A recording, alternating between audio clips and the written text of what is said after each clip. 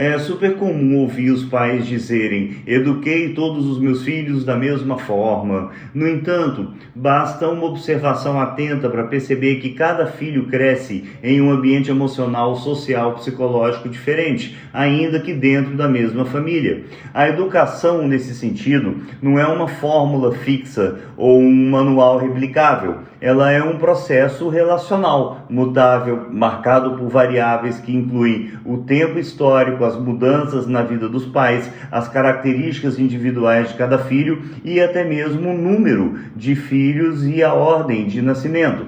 E por isso eu afirmo de maneira assertiva, categórica e direta: nenhum filho recebe exatamente a mesma educação. Isso é uma utopia, mesmo quando a diferença de idade entre esses filhos é pequena. A primeira razão, eu diria que é o tempo interno, por assim dizer, dos próprios pais. O primeiro filho normalmente nasce em um momento de expectativa elevada, inexperiência, ansiedade, e os pais marinheiros de primeira viagem estão descobrindo aí seus limites, aprendendo a educar enquanto educam. Já o segundo ou o terceiro filho encontra mais tranquilidade, encontra pais mais experientes, só que mais cansados, menos rígidos e mais pragmáticos. As circunstâncias também mudam. O emprego, a situação financeira, relacionamento conjugal, o nível de estresse, tudo isso altera o modo como o pai se posiciona com relação ao filho, o pai e a mãe. O filho, então, não encontra os mesmos pais que o filho mais velho conheceu, e isso faz toda a diferença. Além disso, cada filho é um ser único, com temperamento próprio, sensibilidades e formas de interpretar o mundo que são distintas. O que funciona como disciplina para um pode soar como abandono para o outro. O que é incentivo para um pode ser pressão insuportável para o outro. A educação, portanto, se ajusta à reação da criança, mesmo sem que os pais percebam.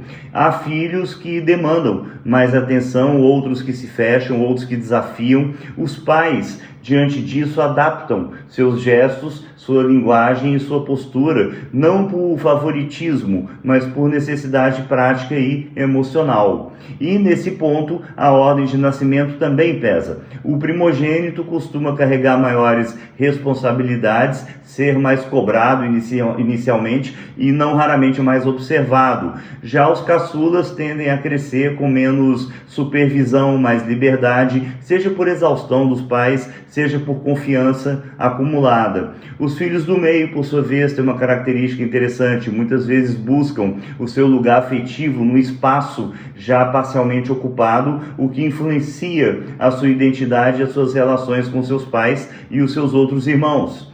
E a isso tudo soma-se o contexto social e histórico. Como eu disse há pouco, o mundo muda rapidamente e com ele mudam os discursos sobre o que é ser um bom pai ou uma boa mãe.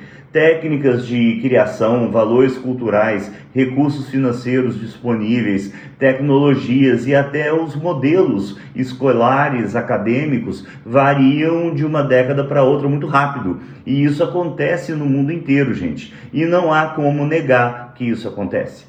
Um filho criado nos anos 90 do século passado e outro em 2010 foram expostos a universos completamente diferentes, e os pais, mesmo sendo os mesmos, tiveram que se atualizar, ceder ou resistir do jeito que dava. Dessa forma, a ideia de que todos os filhos foram educados da mesma maneira é mais um mito da memória afetiva do que uma realidade objetiva. Observem isso.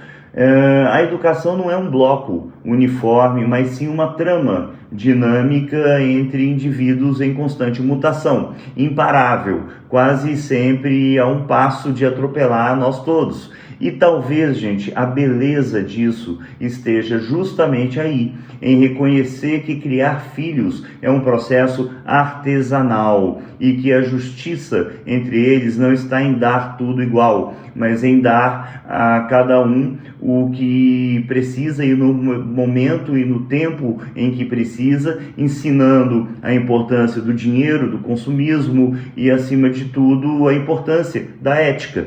Filhos não são projetos de engenharia social de seus pais. Filhos não são um produto fabricado em linha de montagem. E aí eu deixo uma sugestão a vocês todos, em especial aos pais e às mães que me assistem agora.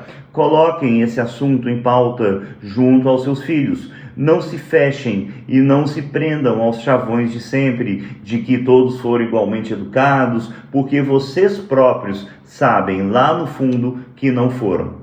Eu garanto que diálogos dessa importância são poderosíssimos, porque lavam a roupa suja, destravam bloqueios, desatam nós que devem ser um dia desatados e estreitam ainda mais o laço de amor que existe na família, com sinceridade, autenticidade e espontaneidade. Eu sou totalmente a favor a esse tipo de diálogo. E vocês darão aí enormes gargalhadas com histórias que virão à tona nas suas mentes e que mostram tanto as adversidades quanto a superação das mesmas. E eu reitero, tudo isso é memória afetiva, doce, nostálgica e que nos acalenta.